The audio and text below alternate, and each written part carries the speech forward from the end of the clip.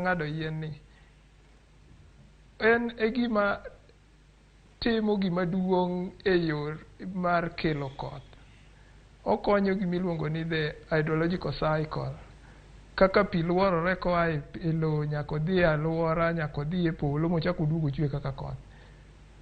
Koro sani ji osebedo mang'eny, nikech ji osebedo mang'eny, ji ng'ado yien mondo giyud lowo magigede, mondo giyud lope migere taonde, bombe.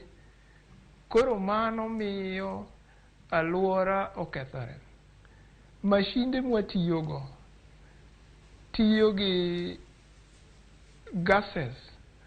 Gases gi bedo emitted into the atmosphere. To ka osetergi malo kocha, to giketho gima geng'o liet.